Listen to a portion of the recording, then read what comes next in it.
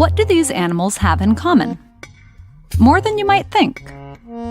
Along with over 5,000 other species, they're mammals, or members of class Mammalia.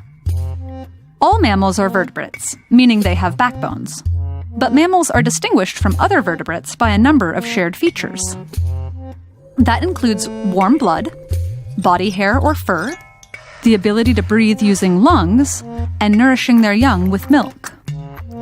But despite these similarities, these creatures also have many biological differences. And one of the most remarkable is how they give birth. Let's start with the most familiar, placental mammals. This group includes humans, cats, dogs, giraffes, and even the blue whale, the biggest animal on Earth. Its placenta, a solid disc of blood-rich tissue, attaches to the wall of the uterus to support the developing embryo. The placenta is what keeps the calf alive during pregnancy. Directly connected to the mother's blood supply, it funnels nutrients and oxygen straight into the calf's body via the umbilical cord, and also exports its waste. Placental mammals can spend far longer inside the womb than other mammals. Baby blue whales, for instance, spend almost a full year inside their mother. The placenta keeps the calf alive right up until its birth, when the umbilical cord breaks and the newborn's own respiratory, circulatory, and waste disposal systems take over. Measuring about 23 feet, a newborn calf is already able to swim. It'll spend the next 6 months drinking 225 liters of its mother's thick, fatty milk per day. Meanwhile, in Australia, you can find a second type of mammal, marsupials. Marsupial babies are so tiny and delicate when they're born that they must continue developing in the mother's pouch. Take the quoll, one of the world's smallest marsupials, which weighs only 18 milligrams at birth, the equivalent of about 30 sugar grains. The kangaroo, another marsupial, gives birth to a single jelly bean-sized baby at a time. The baby crawls down the middle of the mother's 3 vaginas, then must climb up to the pouch, where she spends the next 6 to 11 months suckling. Even after the baby kangaroo leaves this warm haven, she'll return to suckle milk. Sometimes she's just one of 3 babies her mother is caring for.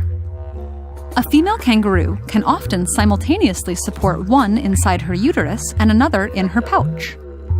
In unfavorable conditions, female kangaroos can pause their pregnancies.